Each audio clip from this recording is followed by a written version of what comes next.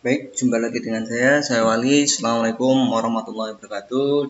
Di sini saya akan menyampaikan materi produk kreatif dan kewirausahaan TKR dan juga TPSM untuk pertemuan yang keempat yang disusun oleh tim TKRO dan juga tim TPSM.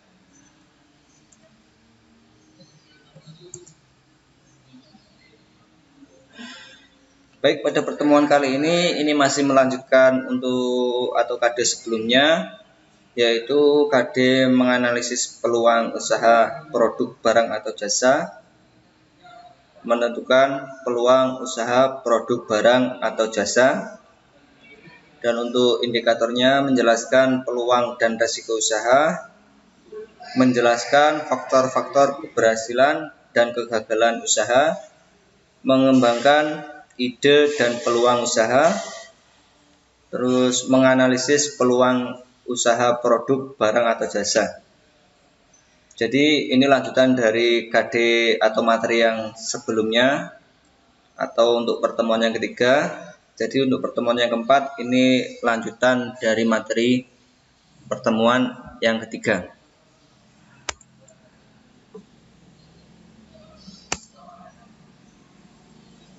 Jadi untuk pertemuan kali ini kita akan membahas berbagai peluang usaha yang ada merupakan bentuk lain dari resiko. Sehingga seorang wirausaha harus memiliki kemauan dan kemampuan mengambil risiko tersebut dengan perhitungan yang matang, karena pada dasarnya segala risiko dapat diatasi. Jadi berbagai peluang usaha yang ada itu merupakan bentuk lain dari risiko, yang artinya setiap peluang usaha itu juga merupakan resiko. Resiko entah itu akan berdampak baik atau menguntungkan ataupun berdampak buruk atau merugikan usaha kita. Berbagai risiko tersebut dapat dikurangi dengan menerapkan prosedur dalam menganalisis risiko, yaitu menetapkan terlebih dahulu beberapa langkah berikut. Yang pertama, tujuan dan sasaran usaha. Jadi kita harus menentukan terlebih dahulu tujuan usaha kita dan juga sasaran usaha kita. Tujuannya itu tentang apa dan juga sasarannya itu pada bagian apanya.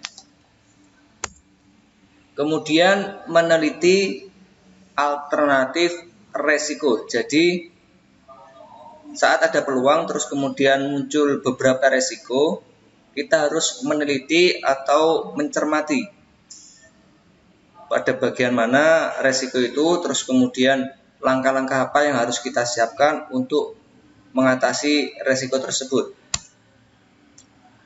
Kemudian merencanakan dan melaksanakan sebuah alternatif. Jadi saat kita mendapat peluang usaha, kita harus menyediakan sasaran alternatif atau sasaran cadangan. Jadi tidak hanya terpaku pada satu peluang usaha.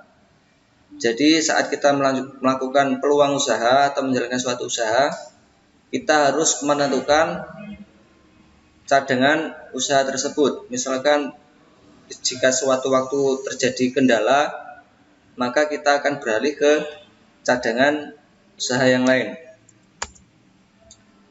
Kemudian taksiran resiko usaha. Jadi saat kita melakukan usaha, kita taksir terlebih dahulu. Kira-kira saat kita melakukan usaha, saat kita mengalami kerugian itu dampaknya seberapa besar atau kecil. Jadi kita harus menaksir terlebih dahulu. Pengembangan ide kreatif dan inovatif.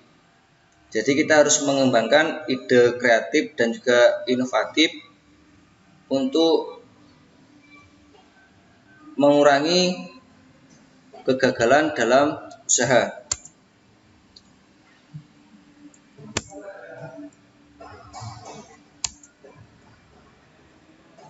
Ada Paul Carap ini mengungkap mengemukakan 4 unsur yang harus dimiliki agar mencapai sukses. Jadi ada beberapa kiat-kiat menurut Paul untuk kita mencapai sukses.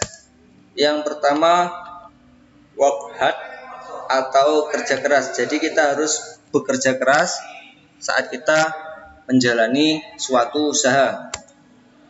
Kemudian work smart yang artinya kerja cerdas. Jadi selain kerja keras, kita juga harus kerja cerdas. Jadi kita tidak selalu mengandalkan kekuatan otot, tetapi juga mengandalkan kekuatan pikiran. Untuk berikutnya, entusias atau kegairahan atau antusias, kesemangatan kita. Selanjutnya, servis atau pelayanan. Jadi kita harus melakukan pelayanan yang maksimal. Sumber potensi peluang usaha. Untuk sumber potensi peluang usaha, yang pertama ada menciptakan produk baru dan berbeda. Jadi ada menciptakan produk baru dan juga berbeda dari yang lain atau berbeda dari produk yang telah kita buat. Mengamati pintu peluang. Jadi kita harus melihat peluang usaha apakah yang dapat kita lakukan.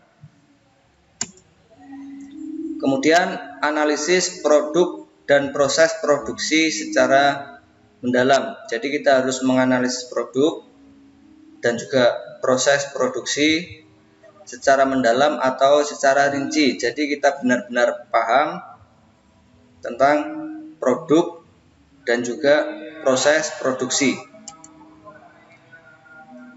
Kemudian menaksir biaya awal. Jadi kita harus kira-kira perkirakan kemampuan dana kita seberapa untuk membuka peluang usaha atau membuat usaha baru. Jadi kita harus taksir dulu atau kita perkirakan berapa biayanya.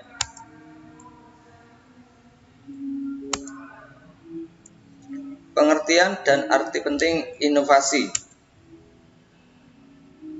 Inovasi yaitu penemuan atau terobosan yang menghasilkan produk baru yang belum pernah ada sebelumnya atau mengerjakan sebuah produk yang sudah ada dengan cara yang baru.